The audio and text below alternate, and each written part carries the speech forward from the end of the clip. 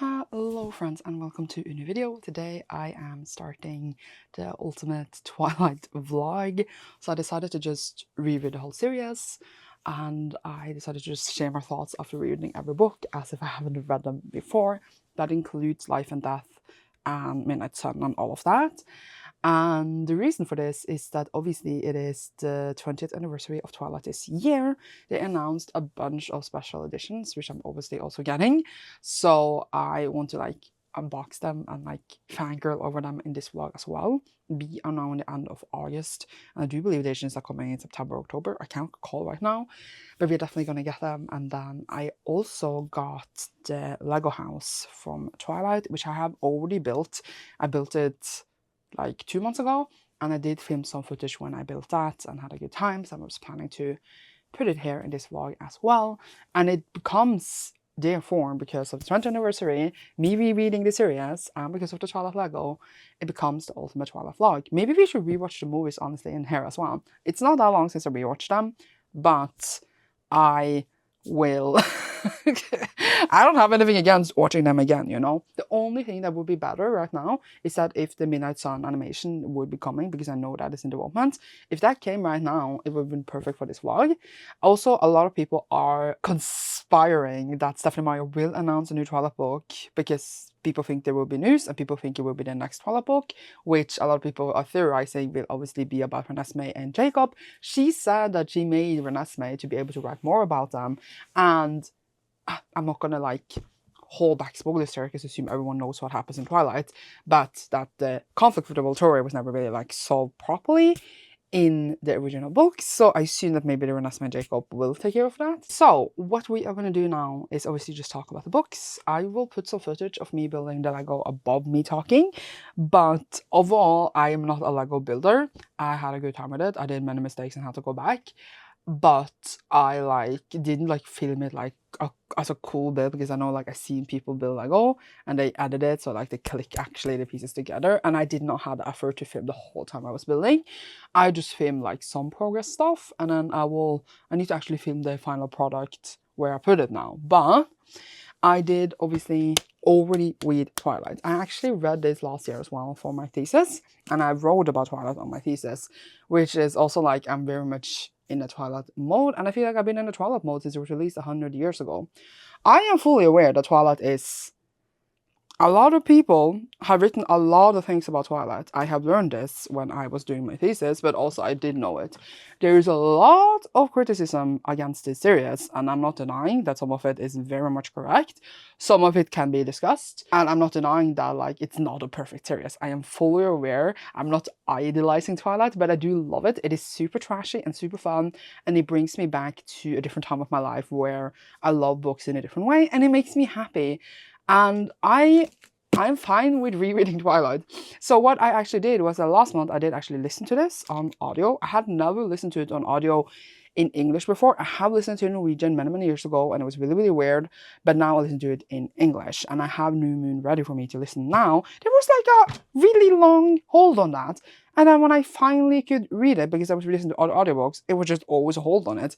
But now I have it, and I shall go next to New Moon, which I also did reread last year because we were going to write about New Moon on my thesis, but then we cut it, so we only wrote about Twilight. Twilight is, if you don't know, about Bella Swan that moves to Forks, where there is this vampire family living called the Cullens. They are rich, they are hot, and she falls in love very rapidly. A lot of people are making videos about Twilight. I have it up constantly on my feed, especially the dude who was recreating every scene there, and it is hilarious to watch, and it is just... It's a marvel. It's a marvel. The whole book is a marvel.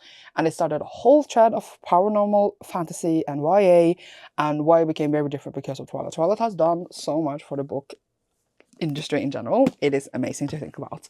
And I had a really grand time listening to audio. It was actually a pretty decent audio. And it is just so bizarre to think about Bella meeting Edward, and then they, within a few days, are obsessed with each other. And a lot of people, for example, I just want to bring this up, criticizes Edward for looking at Bella when she's asleep, which is super creepy. I'm not denying that. I would think it was super creepy, but we all know that Bella doesn't care about this. And the thing is that I had discussed this a lot with my thesis partner, that if we hadn't had that part, Because a lot of people think that Edward controls Bella and that they are in a controlling, abusive relationship. You can think that if you want. I completely agree that she comes in a lot of danger by being with Edward. And I think that that's not good. A lot of the book hinges on Bella's choices. It is her choice to be with Edward. It's her choice to be so obsessed with this one person.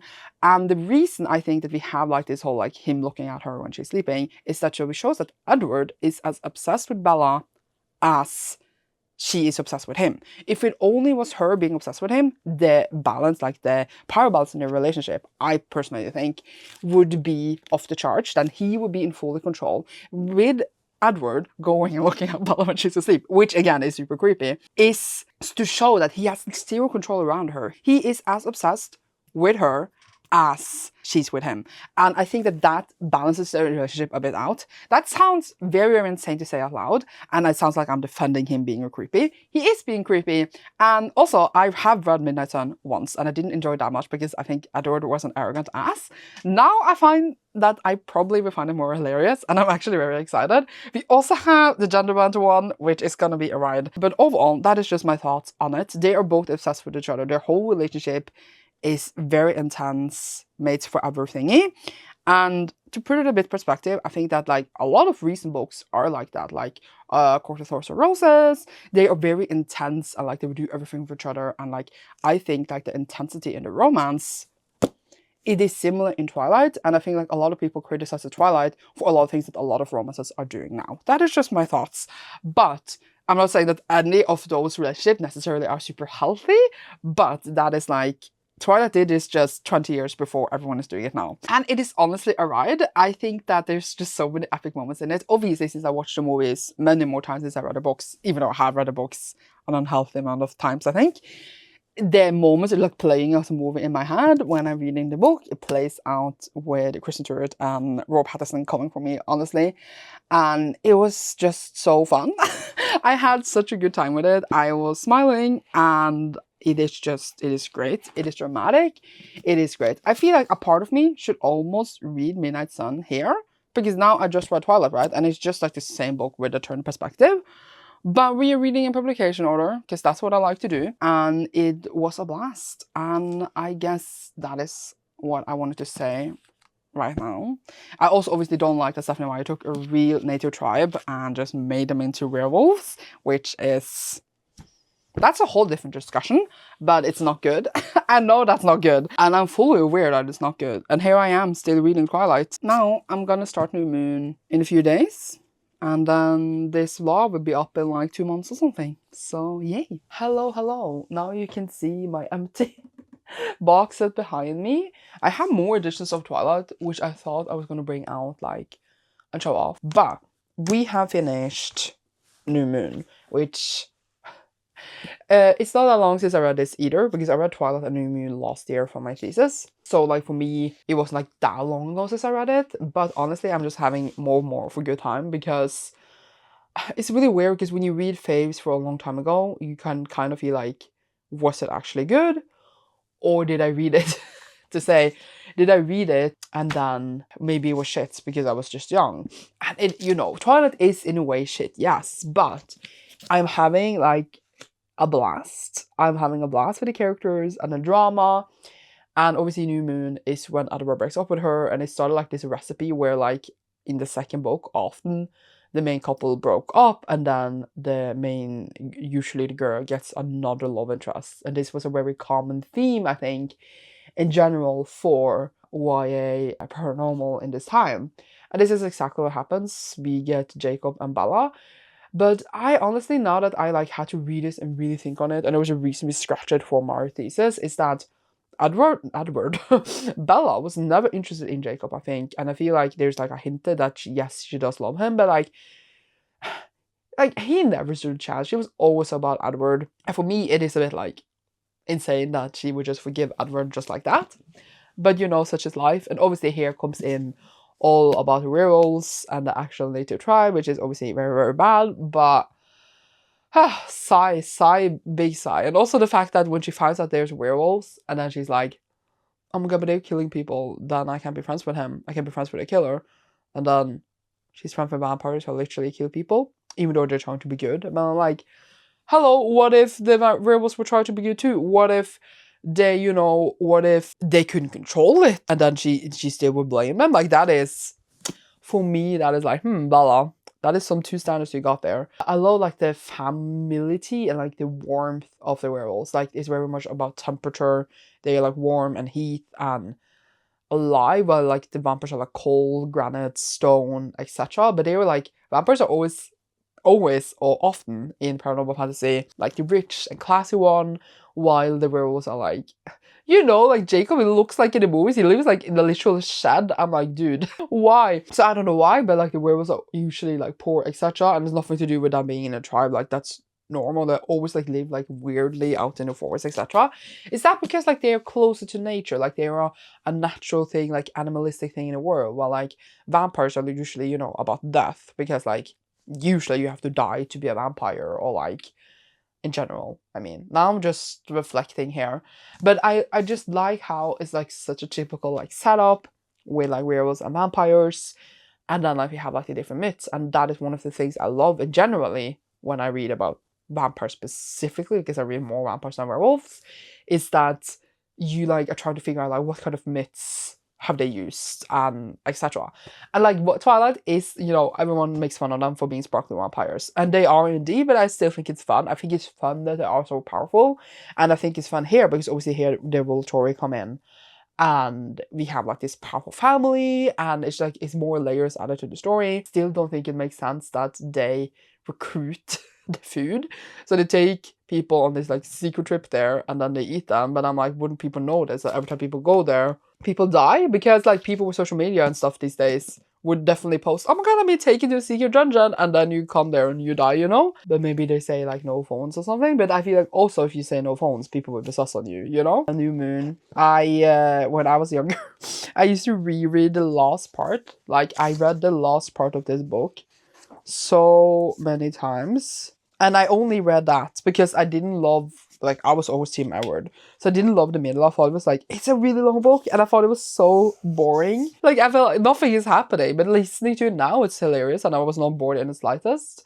But there was this quote, which I will try to read to you, but this was my favorite quote of like the whole series, and every time I read or listen to it, I get giggly. Before you, Bella, my life was like a moonless night, very dark, but there were stars, points of lights and reason. And then you shot across my sky like a meteor. Suddenly everything was on fire. There was brilliancy, there was beauty. When you were gone, when the meteor had fallen over the horizon, everything went black. Nothing had changed, but my eyes were blinded by the light. I couldn't see the stars anymore, and there was no more reason for anything. And I don't know why, this quote held me like an iron grip.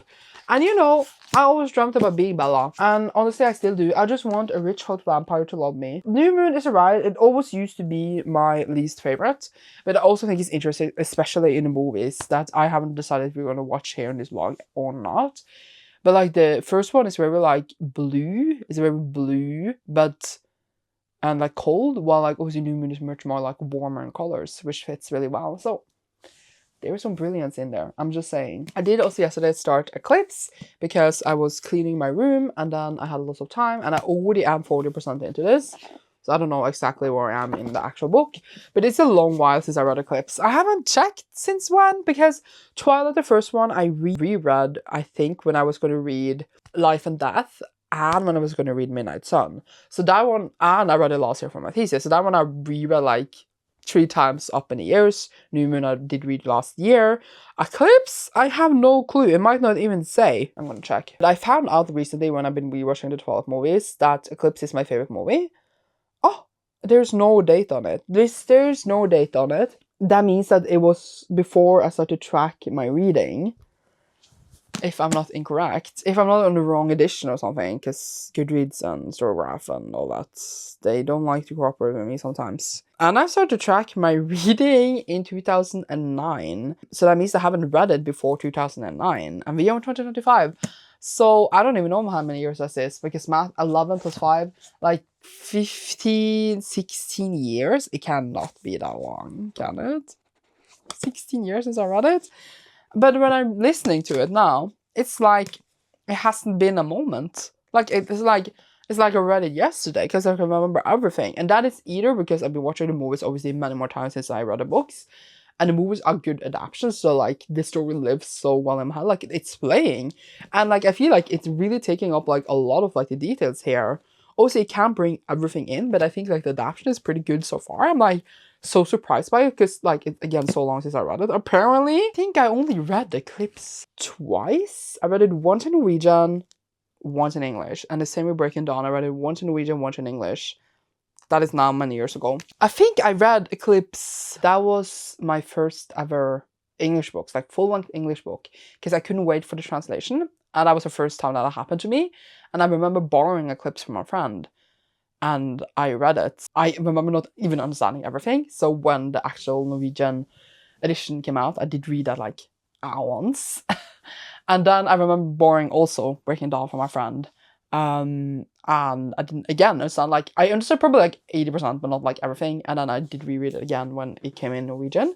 Or maybe I didn't. I don't remember actually. But that is a long time ago. And apparently I haven't read them since. I'm very shocked by this. I didn't know that I hadn't read them ever again. But it makes sense now when I think about it. But yeah, the urge to watch the movies is high. We are in September now. So Hua Hua season is upon us. And it shall be done. Even though I did read Twilight like in the summer. Which is maybe weird. But that is what I got for you about New Moon. We'll hear soon about Eclipse and Breaking Dawn. And then I do believe we do... No, wait! We are doing Britannia in between.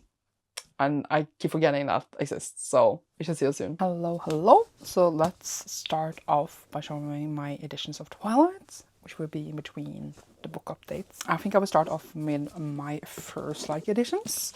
But these were bought like a bit in between each other. My first editions is obviously the Norwegian ones. They are completely the same as the English ones.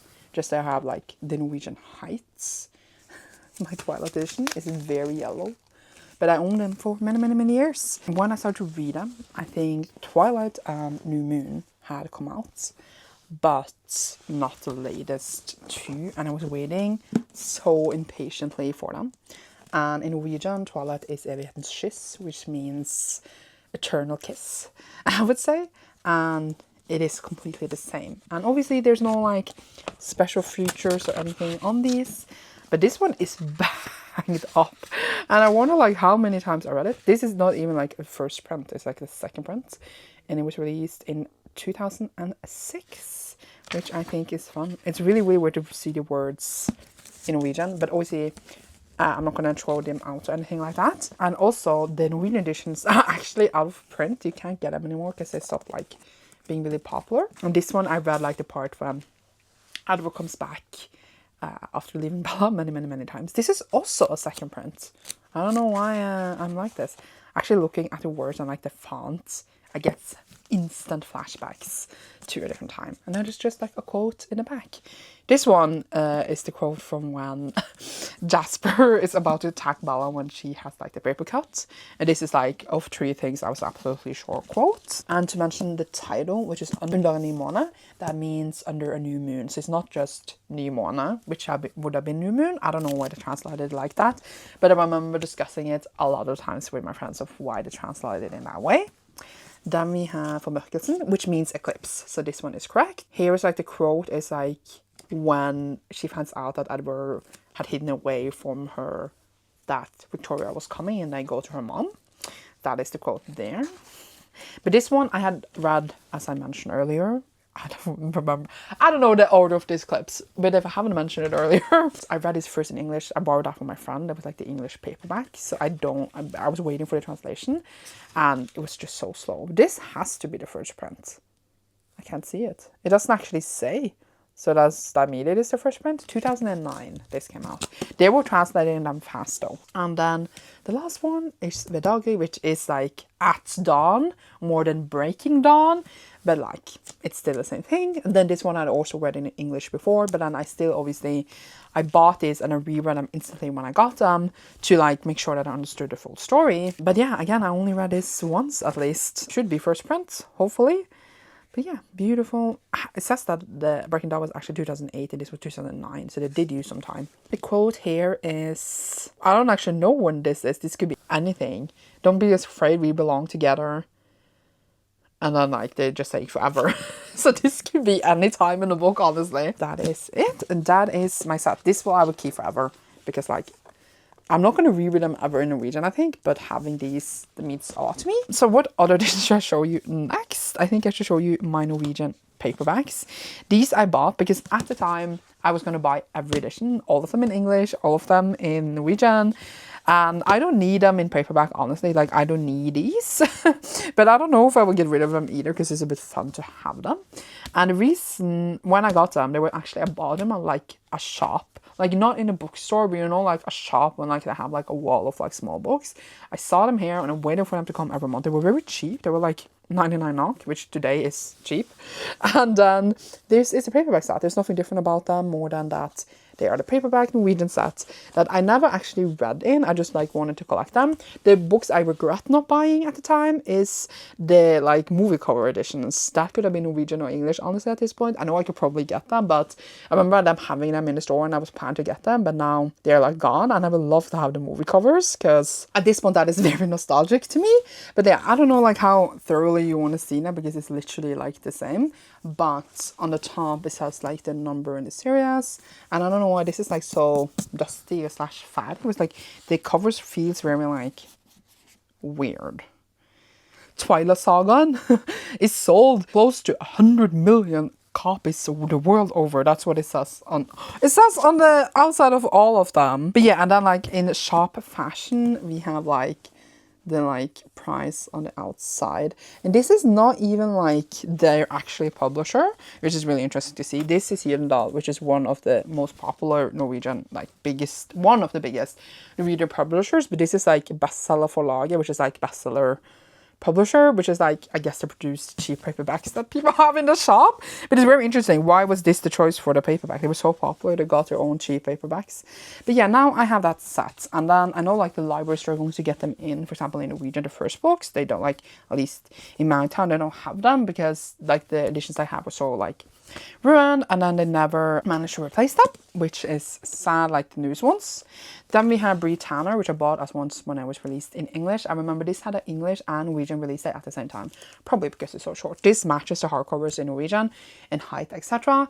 And it is like Bree Tanner's Continually, which is Bree Tanner's short new life, but the English holidays the short second life of Bree Tanner. I think that is very confusing to me, actually. But yeah, it's just the same thing. A little quote on the back. It matches the others actually very well. Then I do have the graphic novel. I only have the first one. So this one is part 1 of Twilight. It ends when I go to the meadow. I always thought that this art was actually very, very, very beautiful. How to show you a page, which it's here. And I actually very much enjoyed it. I did read this, and then I never got the rest for some reason. This also matches pretty well with the hardcovers, actually. And then last year my library was getting rid of theirs, so they had part 2, so I could just take it for free. So it does have like the library tag and then like the K here, but at least have 1 and 2. They're out of print in Norwegian and English. Ooh. They're kissing.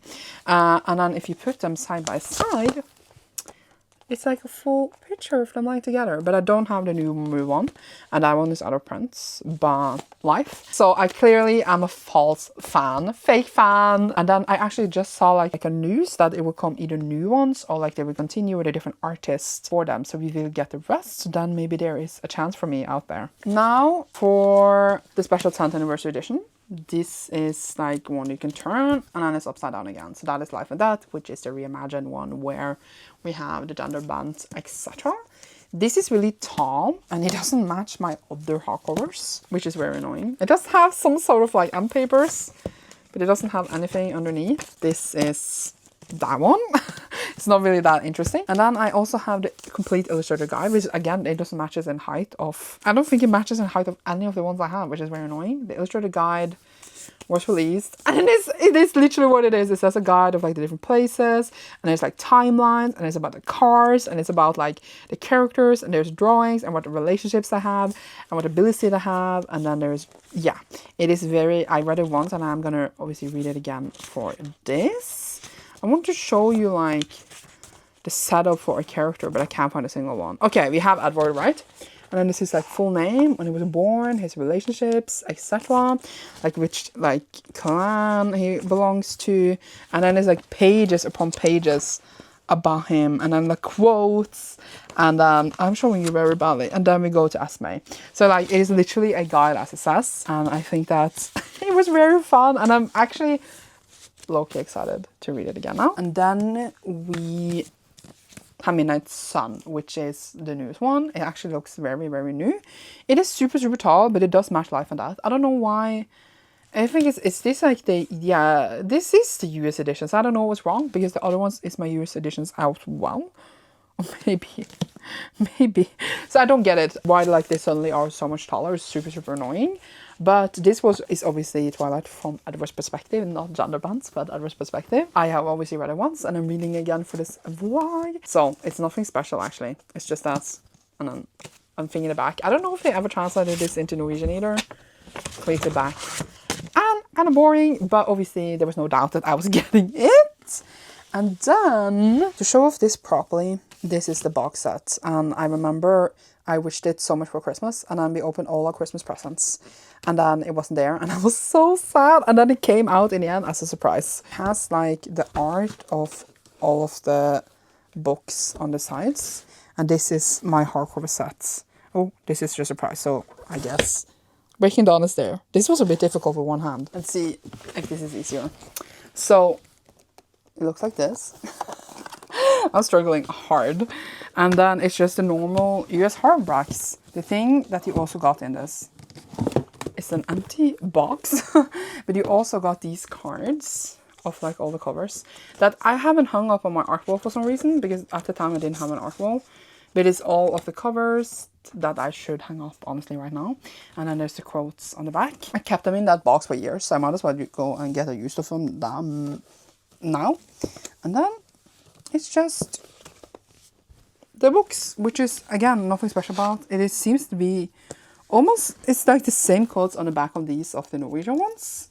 And then it's just the normal US hardcovers, which again have a different height than the other ones, and I don't know why. And especially like the first one I've taken out a lot when I have been rereading, which is a whole thing. So I feel like the first one is probably much more, yeah, was going to say banged up than the other ones. But this was one of the best Christmas gifts I ever gotten, because like we opened all our gifts, as I said, and then it just, my dad came out of this box, and I was like, what is this? And I opened it, and I had never been this happy for a present before. Honestly, like even other presents later in my life, one of the best things that I ever got. So for my last set for right now, because obviously the 20th anniversary editions are coming, we had the one that I got for Christmas last year. I always wanted the white editions, but I never got them.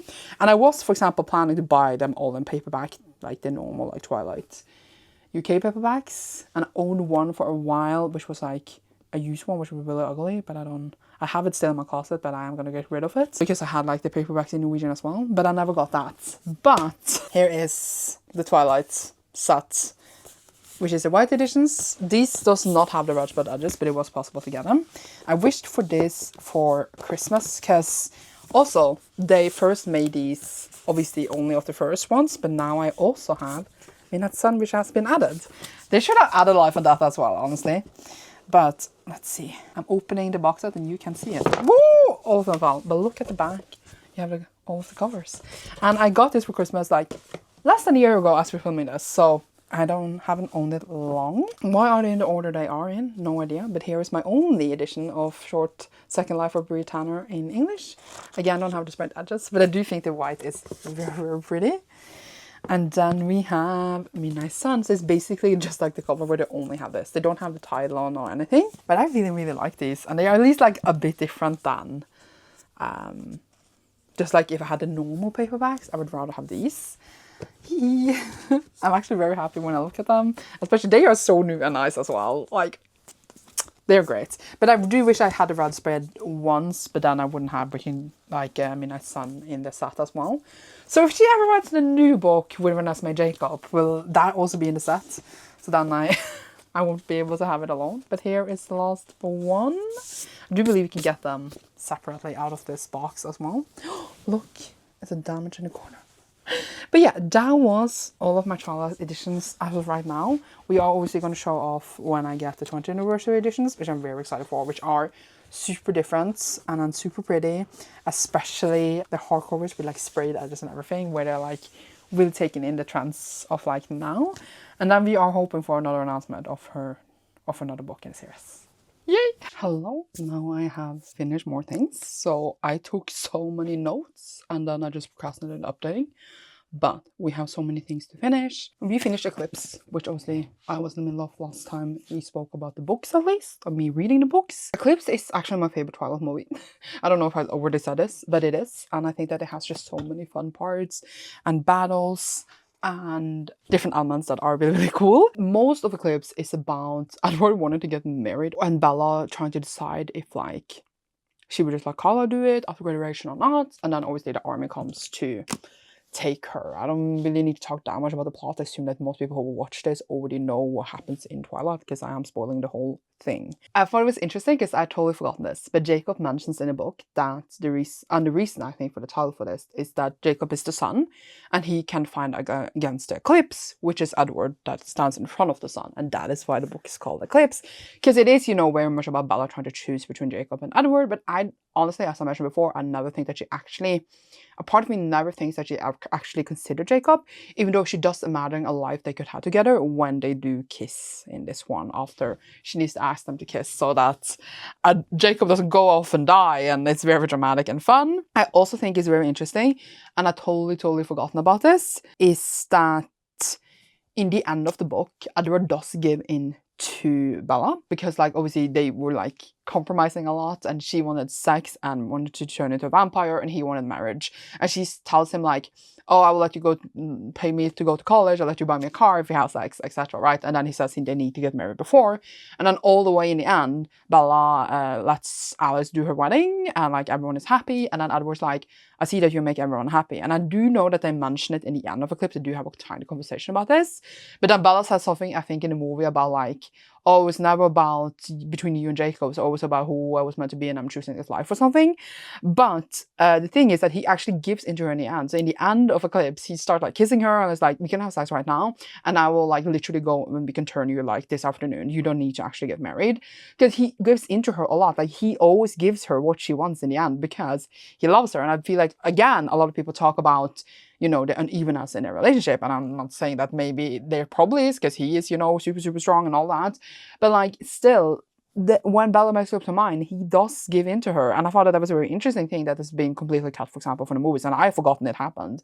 But then she's just like, no, I want to do the wedding, because she wanted to give Charlie and Renee a happy ending, because, well, it's a bit sad, but like she is gonna give them up to be with Edward, which is like, obviously not good to give up everything you have for a guy, but forever and all that, yay. Also, the fact of imprinting comes up in this one, which I wanted to talk about, because this is where like one of the people in Jacob's pack imprints on a 2-year-old, and this is always just set up Jacob imprinting on Renesmee. And I just think it's like, it's so weird. That is the weirdest part of the book for me. It's not Edward and Bella's relationship and how many things we can discuss around that. It is Jacob imprinting on a baby. We will talk about Breaking Dawn in a second. But it's just like the way they introduce imprinting is like, it's just very like, I don't know. Actually, yeah, I don't know. But it was a whole thing, because we talk about how they're all in each other's minds. Like the wolves like are deep in each other's minds, and then we get the whole like Leah situation where Sam had been with Leah, but then he imprinted on Emily and had to dump Leah to be with Emily because she was the one. And then Leah's obviously very sad about this. But what was it? It was just so interesting because they're so deep in each other's minds. I don't know if this is actually, I think we talked about it in Breaking Dawn, in Eclipse. It was so interesting because since like Bella is so, Edward Jacob is so in love with Bella, all the other wolves almost like start falling in love with her, or at least like think about her in a way they shouldn't, because Jacob loves her so much, because they're so deep in each other's minds. And then all like the guys just pimping off the Sam in a way, and they all just like, ew, because Leah joins the pack, right? And then her mind is with the others, and they all just like, we don't want to think about Sam that way, but now we are. And I thought that was very interesting, and I had forgotten they brought it up, like that they're like, they have these inappropriate thoughts, or maybe like even feelings towards people that don't actually like care for in the same way. But it's very interesting. I do think like the mind thing in the pack is interesting. Then also we have like the tribe stories in this one, and it's, I don't even know what to say to that. But it was the back hole of Bella cutting herself in the end so that she could save Edward. But yeah, Clips, solid book, setting up for a lot of things. And compared to the movie, I think that there's a lot of elements going on, and I think that it really managed to bring out a lot of it. We have Bree Tanner's shorten her life, or the second, what's it called in English? The short second life of Bree Tanner, but in Norwegian it's like Bree Tanner shorten her life. That is what they translated it to. I have a nice Norwegian edition. I never got the hardback in English, probably because I get it, but I don't really need it. And I do now have like the white set, which I will put between here, which you will see. So I do have it in English, but I never read it in English originally. I only read it once in Norwegian when it came out. It's a really short little novella. Then I now learned it in English as I listen to it. This follows Bree Tanner, who obviously is one of the vampires in the newborn army in Eclipse. So it's like 3.5 in Twilight. Honestly, give us a short story from a different vampire POV between every book. I will read it. I think that this is very interesting because we are very used to the Cullens being like these nice, kind vampires. We have a coven where they take care of each other and care for each other. And obviously these newborn vampires are being lied to because they're going to be used so they can defeat the Cullens, and Victoria can kill Bella, blah, blah, blah, blah, blah. But I think it's a very interesting perspective for the vampires. Like, for example, they're being told they can't go out in the sunlight, and then they don't. And like, how like, I was gonna say how stupid they are in a way. They just go on killing and think they can take over the world. But Bree like just pick up that things are wrong, and then obviously she does end up being killed by the Volturi. But I think it was still an interesting perspective to see into another mind of another type of vampires than the Cullens that are very like, as I said, like kind, etc. And then there was a character, I can't remember if it was Fred or Frank, that had like this thing that like people repel from him. Yeah, it's Fred actually. And he actually goes off before they start fighting, and I remember we now don't see him again. Like, he's there and then he's out there, and I'm just like, it would be interesting if Stephen Meyer ever writes more in the world if we would see Fred again. I had forgotten he existed. But yeah, I always like wanted Bree to survive and be a part of the new family. I think it would have been an interesting dynamic to add to the story and the Cullen family, etc., especially since she's a very different kind of newborn than we experienced with Bella. But obviously we didn't get that. But yeah, I think it was a solid read. I think it was interesting to see a different perspective, etc. And I didn't have anything against reading it. I remember seeing this interview of the girl who plays Bree Tanner and how she like had to read the book before it was released on a guard, and then like how there was like this guy looking at her the whole time, and then they'd like burn it in the fireplace or something when she finished it because it was like the manuscript. That is very dramatic and fun. I love it. Wait, now I can take this in here. Okay. Breaking Dawn. I finished this yesterday and it was such a ride. Obviously, Breaking Dawn is a bit wild. It is also a very thick book, but I did listen to it, as we know. And then in this one, I think it's very interesting because we do get Jacob's perspective. But I took so many notes for this book, and I will try to go through them, and that is the points I want to talk about it. We have marriage, we have Bella becoming a vampire, we have Bella getting a baby, we have imprinting. It's wild. And then we have no of the battles that obviously happens in the movies. The battle between the werewolves and the Cullen family doesn't happen. And then the actual like battle that Alice sees doesn't happen because Alice can't see werewolves and she can't see Renesmee. So there's that. And there's like no battles. Obviously, just to talk about the movie for a second, the battle when Carly dies in Breaking Dawn Part 2 was like, I screamed in the cinema and I think everyone else did as well. It's like trauma for all of us. But it was a bold, interesting choice. Just to like have some action in there in the end. And if they follow like the book, it may be like, it would have been a boring finale, especially also with the wolf and like the Cullen family fighting. But the book is fine as it is. It doesn't need those battles to be interesting.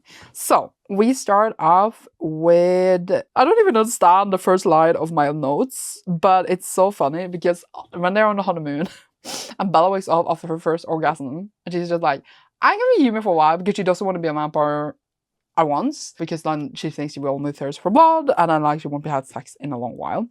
And then that was literally like, this was the thing that I could have stopped you to become a vampire all this time. I could like, sex, you're so human. And she's like, I know. I think that's hilarious actually. She's just like, I can put off being a vampire for sex. I'm just like, honestly, Bella has her priorities straight. And then also there was a detail of like Paul, the like angry wolf in Jacob's pack. He's dating Jacob's sister.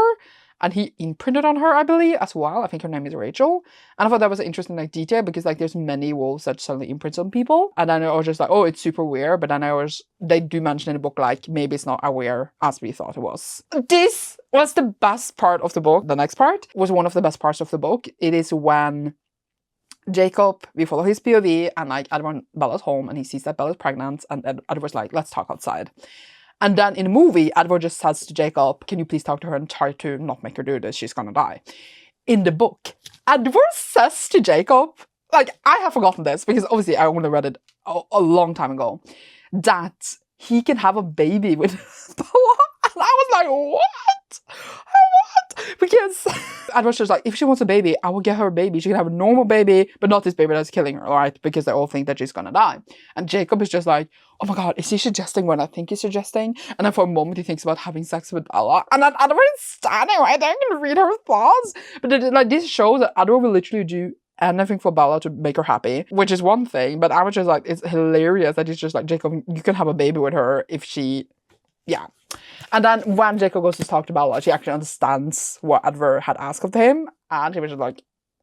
It was hilarious. I love it. He would literally do anything for her, and I was just like, okay, fine. Throughout the whole book, Jacob and Rosalie doesn't like each other, especially since Rosalie like protects Bella in this annoying way in this book. And I think that the snarkiness between them was much more heightened here than, for example, in the movies, as we comparing that to a lot, because that is like my grand point in general. The way that we in Jacob, he's so snarky and sarcastic, and like he's actually hilarious.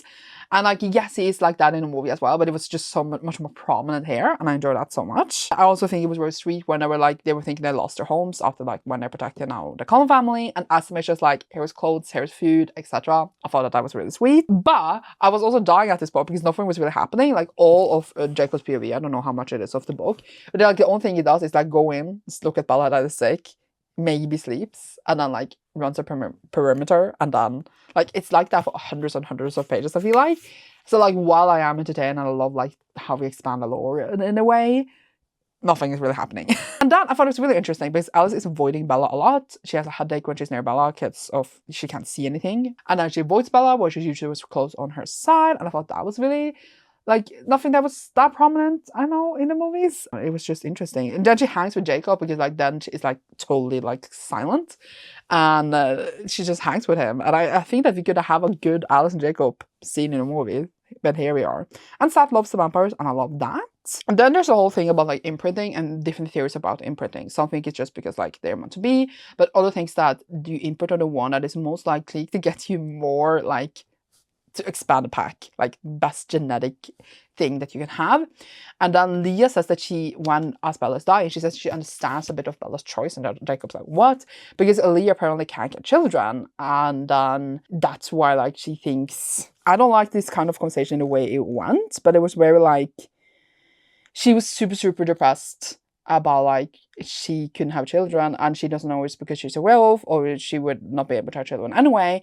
And then like no one in the pack cares. Like when she thought about all of this, they can read her mind, right? They're inside of her mind, and no one cares, and everyone just like avoided those thoughts because they were just like, we don't want these girly things inside of us. Like, think about it. I was like, no one supported her through it. And it's been really hard for her. And honestly, other people, like manly pack, douchebags, not being there for Leah, realizing she can't have kids, that is harsh. At a point also, Jacob does go to like to Seattle to try to like look at people, to try to imprint on something else, because he's so like attracted to Bella in a way that obviously it's because of her baby, and Bella's just like super happy when he's near. They have like this pull to each other. This is because of the baby. Weird, but he goes like to Seattle and talks with a girl named Lizzie, and I think that is like the most random scene. He's him just going there and be like, hi Lizzie, oh my god, Lizzie's kind of cute, she likes cars, but she's not Bella. And then he goes back home. Like, why do we have this scene? It was like kind of useless. And at that point, Leah had gone in and screamed at Bella, and Bella had felt super guilty, and then the baby starts like, doesn't want to hurt her, and Edward can hear the baby, which is like, oh my god, cutesy. I think is one interesting detail as well is that Edward asked Jacob for permission as an alpha to be able to bite Bella to save her, because obviously he doesn't want to break the treaty, etc. And Jacob doesn't grant that permission as well, which I think is a like good and valid point. And then she falls, and then she gets baby, and the baby is beautiful. And then we go to Bella's POV again. She's a vampire, everything is new. So we used a lot of time to compare how when she used to be human, and like how it is to be a vampire and glowing and all that nights. This is the second movie. I think that was really fun. I feel like a lot of like, have I read a lot of vampire books? I think it's just the comparison is fun. And then we also do obviously get like all of the other vampires coming to visit, and like everyone has different abilities, and suddenly we are like ability galore. Everyone has abilities, everyone can do different things. We have like elements, we have someone can see other people's abilities, we have like more abilities than I actually do cover in the books as well. For example, that Aro has a protector called Renata. She like is close behind him and she can like repel people away from Aro. They don't have that detail, for example, in the movies. And then they also talk about like the pattern of Volturi. If they want someone, they usually like murder the whole coven for a reason or whatsoever, and then like to get the people with abilities. And obviously Aro wants, well, everyone. And they do point that out in the movies as well, but interesting. It's also interesting that Renesmee can send thoughts to Bella, as she had like a shield towards like everyone who can read her thoughts and like send things thoughts-wise, but like Alice and like Jasper can affect her. But they were talking about like how Renesmee is totally like opposite of Edward and Bella. So she can send people's thoughts, just like Edward can read people's thoughts, but she also like nothing, like all shields, I don't think anything will work for her, because like she's the opposite as Bella is a shield. And I thought that that was an interesting theory as well. And I feel like they didn't point this out, for example, in the movie. I would think like, why does it work on Bella when she has a shield? But it's because Renesmee can break through shields in a way, just like Bella is a shield as an opposite. And then also they bring up here when like they are confronting Volturi that the werewolves, Jacob and all of those, are not actually werewolves. So you can choose their own shift on the full moon. They're more shapeshifters than anything else. It could have been other creatures in theory, but they are just wolves. So that is always interesting to point out. And then they try to like egg them on, for example, by killing Arena, so that they will like, when they realize that Renesmee is not a mortal child, they try to do the werewolf thing to see if they can attack them then kill Arena to see if they will attack them then, etc. And then in the book, Alec does try to use his powers against them. Alec can like make everyone not feel anything. And in here, I think it's very interesting because now Bella managed to shield completely against him, and I always thought that was so cool. And then like, I love Alec. I don't know why. I don't know why I'm transparent. I just am. And then obviously the dude shows up. That is also a mortal child. I don't remember his name actually. Not a mortal child. That is half vampire and half human, just as Renesmee. And he shows up, and he apparently like his dad goes around like just having sex with lots of women. She has a bunch of siblings, like 6 siblings or something. And they were all like, wow. And then they find out that he was fully grown after 6.5 years, and so will Renesmee be, and she would then live forever. And it was very, very funny because like in the end, Edward and Bella talks about how like Edward was surprised that Jacob hadn't thought that in 6.5 years he can have sex with Renesmee. Like, gross, but like that's literally what I said. And Bella's like, no, Jacob is not like that. He just wants her to be happy. And then Edward was just like, yeah, I know, I'm happy. And at a point, Edward does call Jacob his son. And I think that that is incredible. Like that they become so good allies, etc. But yeah, great for Jacob to think about sex instantly. And then in the end, Bella shows her the story they had together, which they do also in the movie, but then they're in the meadow, but here they're in like their little house. And then Edward can control himself because like when she shows him all these things, he just needs to kiss her. And then they go into there forever. Da da da da da. The story is done. That was not like the whole story, but that was the points that I thought were fun to point out. And then I'm waiting for Renesmee and Jacob's book, even though it is gross. But I will read it. But we are not done yet. We have a couple of more books we need to cover in this Ultimate Twilight vlog. And we have one of the next one is Life on Death, which is the special 10th anniversary edition. I do believe you can get only Life and Death. You need to turn it around if you want to. This is when everyone is gendered bent. So Edward is Edwina, and Bella is, I don't even remember what Bella is anymore. Bia Fort Swan. I read this once. I also reread Twilight before so I could compare them, and then I read this right after. Like, so you turn it like this. It's fun. But I do believe you can only get Life and Death now. Like, you don't need the whole edition, but obviously I ordered it at once. I have the audio, so obviously I will only listen to this as I just read Twilight anyway. And then we do also have more. We have Midnight Sun, but that one hasn't come in yet. That would be like, I think the last thing we read. It was the most recent. We also have the Twilight Saga, the official illustrated guide. This doesn't exist as audio, but I will read it and we can talk about it a bit. It has really good illustrations. And then we also have the graphic novel, which I only have the first one of, but we will read that. So we have 4 books left then to talk about, and then more editions when the 20th anniversary editions come in. But yeah, that is what's happening so far. So I shall read this. This one I can't listen to audio on, so I should just read it for fancies. It is so silly. I wanna like, I read it once and it's a really long time ago. I want to just find like one illustration here. Either way, it doesn't matter. But, and then I shall listen to Life and Death and get back to you. I do remember how Life and Death ends, because that's a different ending in Twilight, which I think is interesting. I have finished more things for this vlog. We now have very little books left. I had to read the Twilight Saga, the official guide, as we know. I don't remember if I told you, but I think I did. And this one, I didn't list audio. But first of all, there's no audio. And second of all, it wasn't available. I don't think there's an audio anyway. But this is literally a guide of things in Twilight. So like we have guides like of how the vampires work, or like all like the different things with the eye color, how they become a vampire, etc. And then also the werewolves and all of like the important characters in the books and like a little bio for each of them. And you get a lot of like facts. For example, here is Emma's page. So you get a lot of different facts about the different characters. For example, a lot about the Volturi and how they work, and they are very much different from the movies. Obviously, as I just read the like original 4 books, I obviously am a bit more like, I have more recent things in my mind, especially breaking down. We have a lot of like vampires coming together with powers because they're gonna go against the Volturi. So we do get a lot of like details about the Volturi, etc. that are not in the movies, obviously. But here's even more details of backgrounds from the Volturi. For example, that Aro killed the make of Marcus, and Marcus doesn't know if it's Aro, even all these years later. And it was because he was scared of losing Marcus. And then there is like, they have wives and mates, for example, in the Volturi, but they keep them like on a lock and key to protect them. And they have like this vampire that has this ability to basically make them feel pleased all the time, which is like a drug to them. So they feel pleased that they're on a lock and key, don't really think that they are trapped because they have this like drug vampire that is feeding them. So stuff like that is very interesting that we get details of. And there is obviously not that much about like, I would say like Carlisle that we didn't know, for example, but some of the Volturi, some of like the details in like the between Sam, Lee, and Emily, etc. I was just gonna see if I wrote down some interesting notes, because I did. I had a few notes actually. Stephanie Meyer also does mention of how she does like, she found this tribe and then just took it and just adjusted it for a story. And I still think it's weird. And I think it's weird that you wrote it so directly in your guide. So I was just like, great for that. And then I think one interesting thing was that when you're a vampire, you don't grow your hair or your nails at all. So I'm just like, okay, so if you ever want to change your hair, you can never do it. You can never cut your hair because then it won't grow again, right? So I thought that was very interesting. Like Rosalie in Twilight just perfect hair. So you can always need to keep her long blonde perfect hair. But obviously maybe they don't think on it that much, but I feel like after you live for a couple of centuries you'll be tired of the way like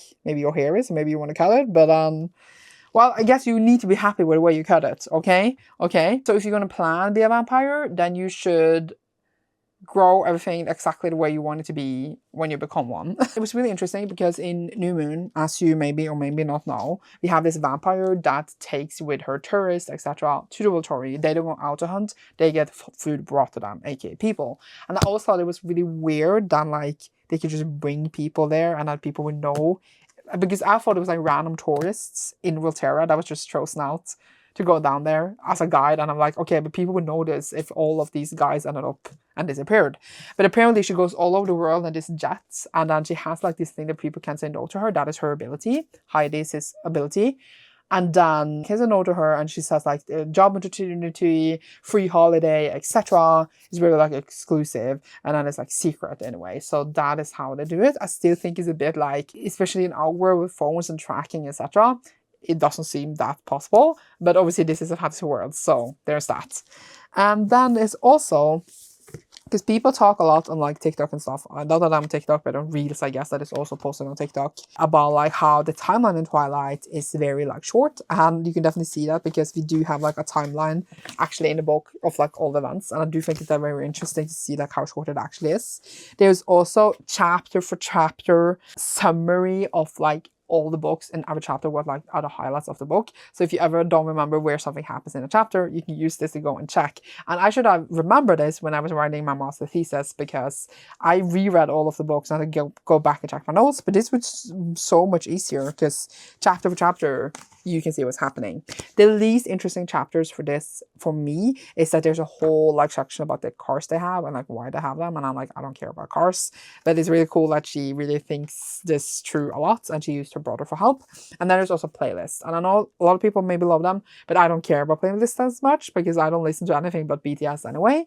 But there's like playlists for like different like quotes and how like those quotes fits for the different quotes in the different books. So for some that might be very fun, but for me I'm like, meh, whatever. It was still actually a blast to read this because it was like a lot of details you don't know. Some of it became a bit repetitive in a way that like you read about Leah and Sam and Emily from like on Emily's character card, and you read it on Leah's character card, so you read like the same thing over. It's a bit like, eh.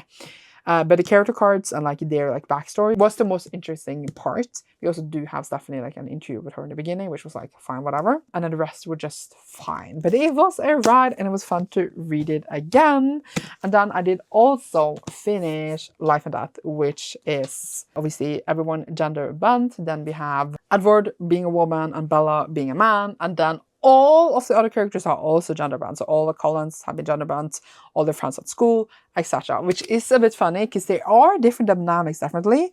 But Bella is now called Beaufort Swan or Bode, as I call them. And Edward is Edite Cullen. I listened to the audio and I still cannot pronounce it. I just think Beaufort is like the best name ever. And I just need to comment on the fact that every single character in the book was gender bent except Charlie and Renee, which are Bella's parents. I'm like, you gender bent everyone, and Charlie couldn't be, well, she could still be named Charlie for that case, but she couldn't be a lonely woman as does the chief of police. Hello? I don't get it. I don't get that choice, but okay. So everyone was gender bent, but not Bella's parents.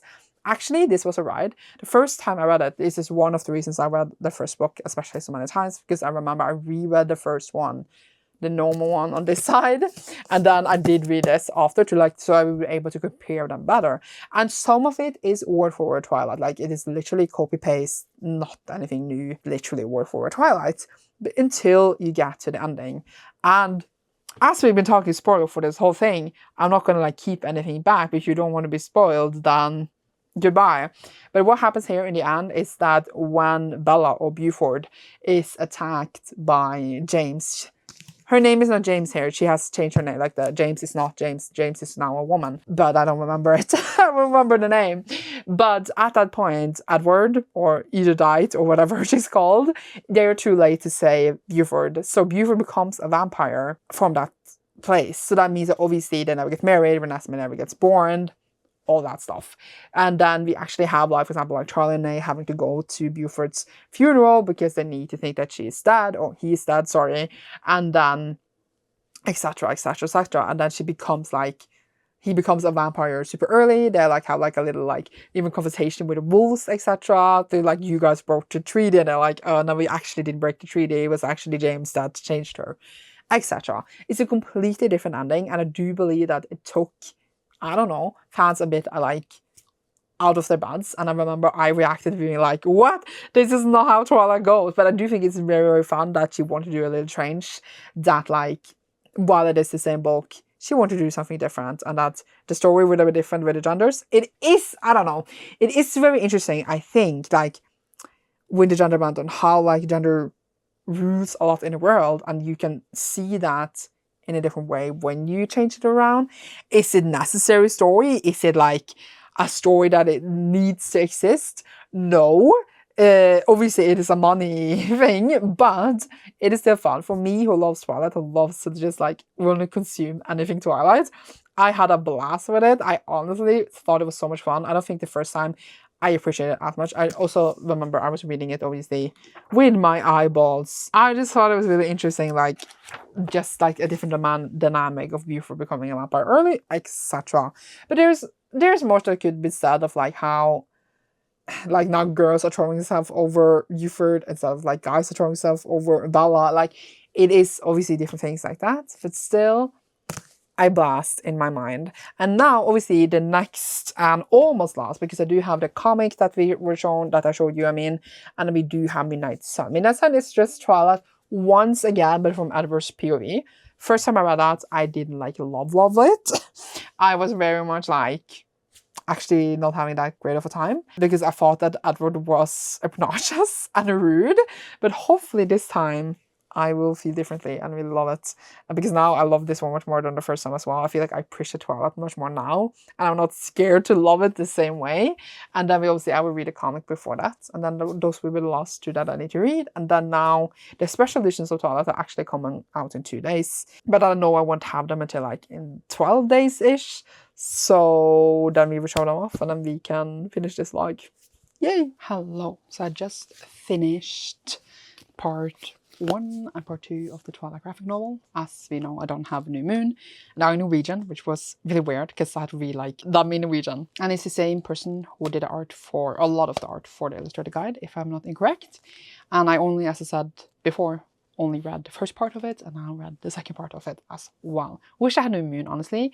And the artist is Korean, so like it's very like anime vibe, which I do enjoy a lot. And it's like in black and white. It has like a sort of like an anime feel to it, which is enjoyable. Obviously not anime, manga, I guess, which is obviously nice as well, as especially for me. I'm holding it in the wrong way because there's like this forms the full picture, and I did enjoy it. I wish I had them in English, honestly, because the lines are really weird. But it's really weird because obviously you need to edit down the story a lot for a graphic novel adaptation, and it really took out like the most known lines.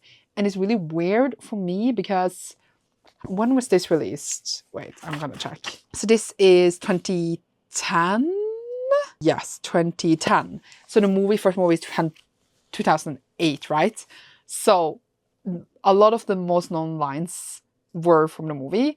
And I don't know if that is because we are influenced by the movie. And like at this time, Twilight was a phenomenon, right? I can't say the word phenomenon. Phenomenon? You know what I mean. So I don't know, or if it's because the person who wrote the script for the Twilight movies really managed to find like the core of the story and then take him out. Or if we, when we were making this adaptation, took that adaptation and took out the most famous lines. However, we do have like a lot of the parts that are in the book as well. It's not like that. Like we have Carla's backstory, which is cut out from the movie, etc. And at this point, for this vlog, I have in theory read Twilight 4 times. We read the original Twilight, we read Life and Death, we read Midnight Sun, and then the 4th time now for the graphic novel. I read Twilight now in 4 different ways. So like in itself, I've read like the same lines over and over and over.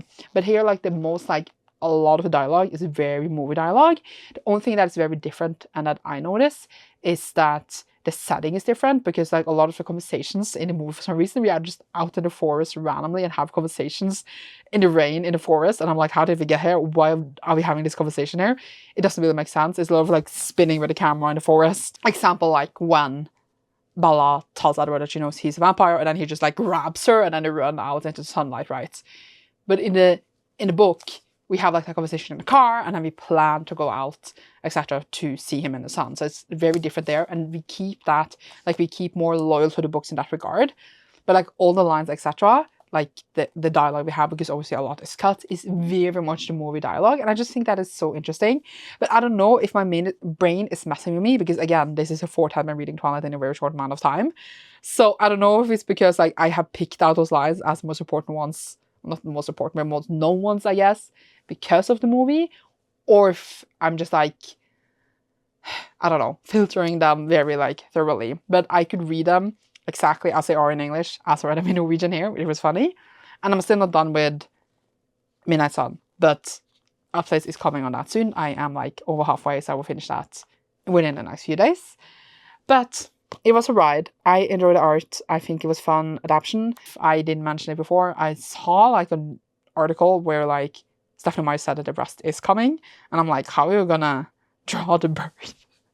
Because like a lot of like some of the action scenes are very like swoosh swoosh, which is very typical in like a manga. So maybe they can just like zoom into the faces and not the actual birds when we have the bird scene.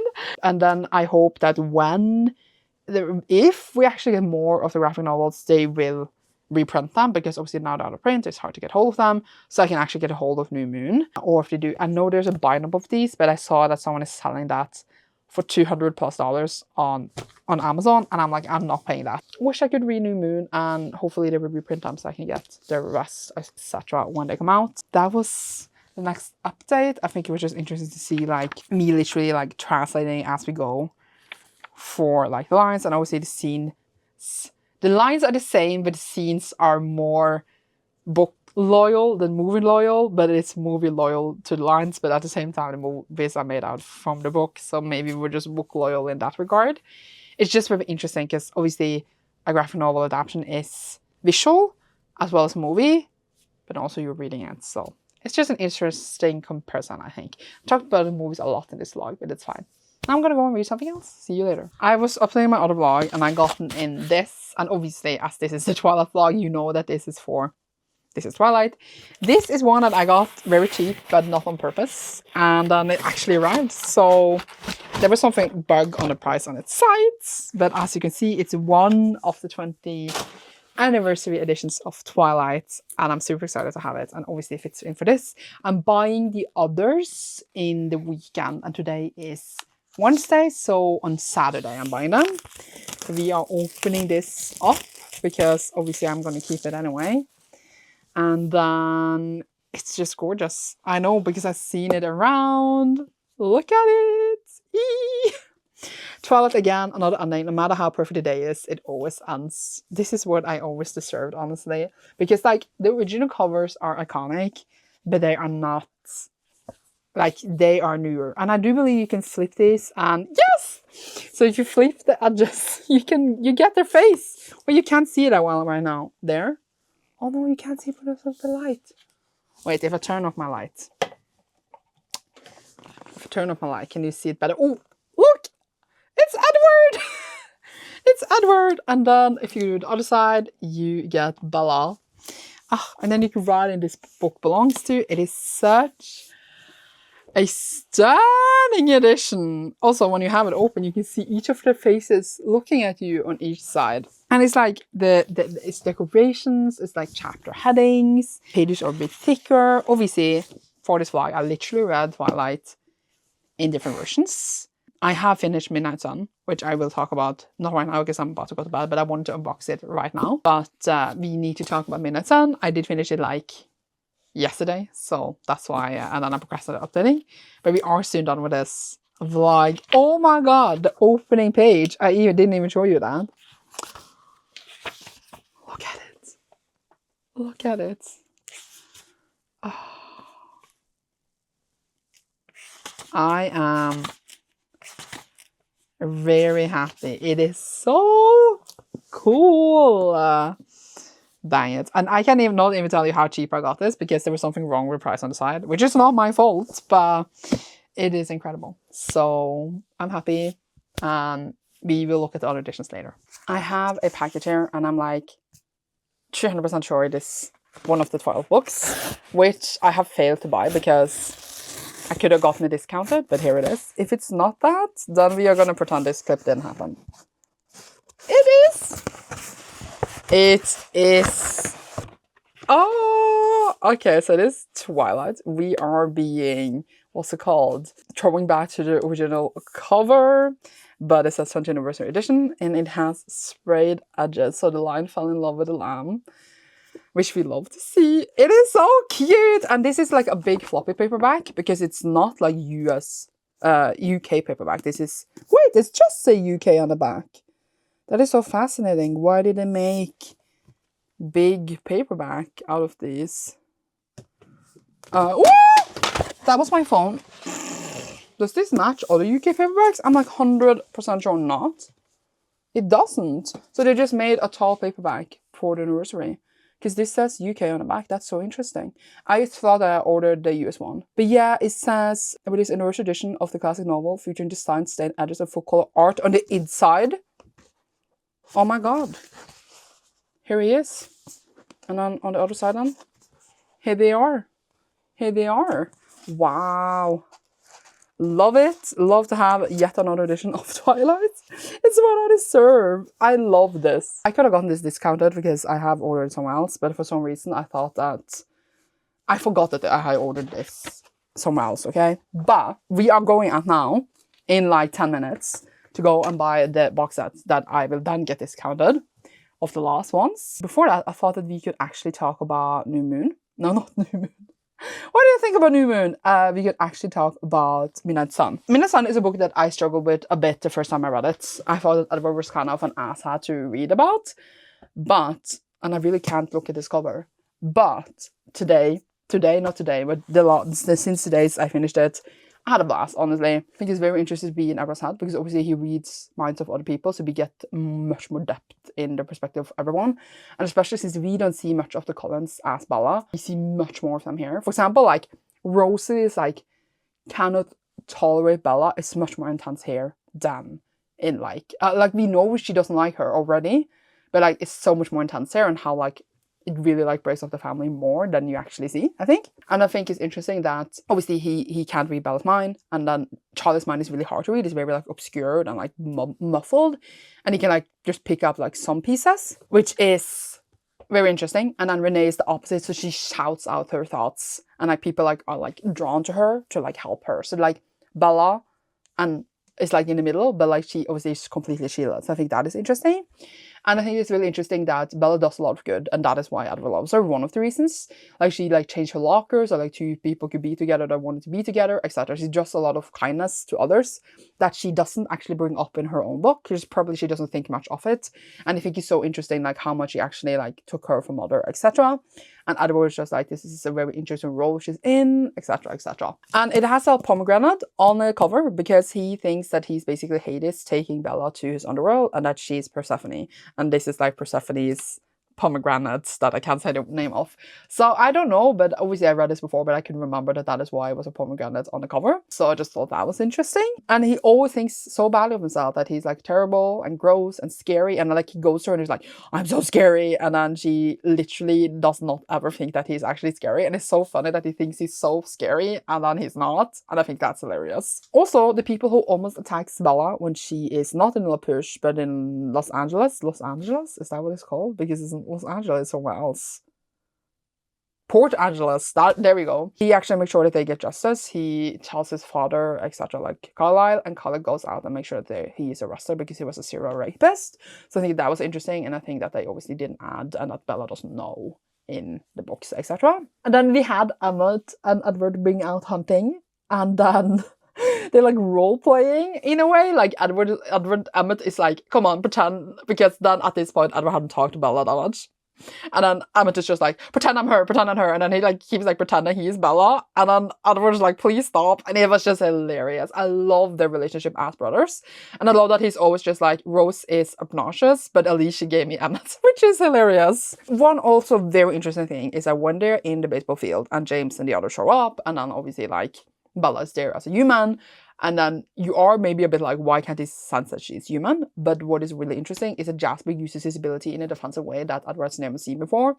He makes sure that Victoria and James and Laurent thinks of Alice, Esme, and Bella that like they don't care about them at all. Like he manipulates their emotions and kind of like shrouds them from them. So like they're like not a threat at all. They barely notice they are there. So that is why they don't notice that Bella is human until a bit later in that conversation. And it's just very interesting because I feel like we never pointed out that Jasper used his ability in that way at that time. And I think that was a very interesting thing from Jasper, and that we now got to know because we got Edward's POV. And then there was one thing I was thinking about, because when they are being hunted by James, etc., and then Alice says to Bella that, oh, Edward hasn't called yet, it's probably because he's not at a safe distance to call. But he will call when he can. And I'm just like, why can't they text? Like, because then they can hear it. Like, you take your phone on soundless and then you text. But maybe it would be like, they could be the evil people texting or something. Yeah, but at the same time, like, they never text. They have to call and have to wait until they are, like, from the distance of each other to call each other. I'm like, text each other. You're vampires. You're smart people.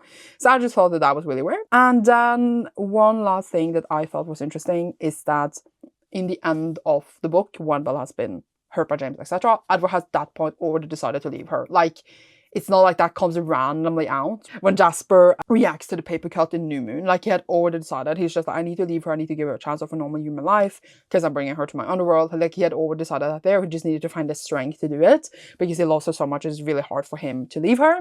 And I think that is also very interesting because he was just waiting for a sign kind of to leave her. And then obviously with the thing with Jasper, that is his sign, goodbye. And it's really interesting to be in his head because you can clearly see why he doesn't want to change Bella. Because like, as we are Bella, in like the years before Midnight Sun. We're just like, why can't he just change her? Why didn't he just do it? But like, as Edward, in his personality, in his beliefs, it makes much more sense when you're actually in his head. And then there's many more details that I didn't write down, but it was a blast, honestly. And now I kind of want New Moon from his perspective, because as we know, Edward is not present in most of New Moon, and it would be interesting to see him. Actually, he would just be very miserable because he's not with Bella. This love story is... I don't know what it is, but it is a ride, and that's what I had now. Now I finished after all of the books. Now we're gonna go out and get the box sets, and then we can end this vlog finally. So I made a little Twilight showing for the last clip for this vlog. It's been going on since the summer, since that's when I started to build the Lego. Yesterday, I did get the last 20th anniversary editions, which is in this box set. We have not Britannia in here, which I for some reason thought it would be in here. But we do have Midnight Sun that matches the height of the others. Because as we know, where is Midnight Sun? It was apparently in another pile of books. I have a lot of them around me. Midnight Sun is taller than all the others for some reason. It's really weird. But we are going to open this baby. I could have done it yesterday, but then I was done. So we're doing it today. And then we are very cool. You cannot see that. Let's see. Let's see. And we didn't even rewatch the movies. Think about that. Okay, so the box set is like this. And then you have gorgeous art all around. So this would be my third box set, because obviously we'd have the white ones, we have the hardcovers. That's a lot, but it's fine. And then it says the deluxe editions collectors. I guess we just should take them all out. And then we'll go through one and one, and then we can say goodbye. So it is a bit of a flimsy box set. It's not really hard, but it is cute. So I was gonna put it on top here, but I don't think that's gonna work. So we're just gonna put it down. And we will start out looking at Twilight. It is so gorgeous. Like, I don't think the original covers are ugly, except Midnight Sun. But this is a complete different vibe. Now I need to check the height, because it doesn't match these. Is it Little Brown? No, it's Atom. But is that a UK one? Atom is the UK ones, but they match the Little Brown ones. Because usually they have different heights, but apparently not. They are naked underneath. But that's fine. And then we do have like black sprayed star edges. The cover stains, I can tell I once really easily. But that was it, I think. I was going to see if there was like more art stuff, but it's not. And as I said, this one is naked. So it's still a gorgeous new cover, etc. But like this one here obviously had more like things. And I saw they announced that they're doing New Moon of that next year. So we won, guys. We won. But that was Twilight. And then we have New Moon, where we have La Push, obviously. And then it is like this. But since we know there's no art in it, it's like not much to see on the inside, I guess. But they are pretty unique and new, and I love that. We have Eclipse, which is the mountain. And we just have it like this. All of them have the same edges, etc. They are really, really pretty. Then we have Breaking Dawn. And then is this the Cullen house, or is it Bella's house? Should be the Cullen house, right? But I just felt like it was too small, so yeah. And there we go. Obviously, the Cullen house looks different in canon in the books than the actual like house that I built in Lego.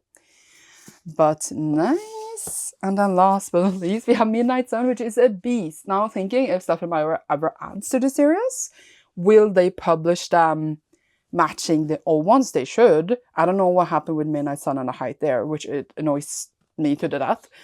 Or if they would publish them matching to these, because that is a question. If we ever add more to the series, we just have flowers, but it's pretty. And that was all of them. And I'm putting it back in the box set, which is always a hassle. We have now gotten the 20th anniversary editions. We read through all of them. We didn't rewatch the movies, but I talked a lot about the movies, comparing it throughout this whole video. And without further ado, thank you so much for watching this video. I hope you have enjoyed me rambling through Twilight. Leave an apple emoji down below if you enjoyed this. And you should see me soon in a new one. Thank you so much for watching. Bye!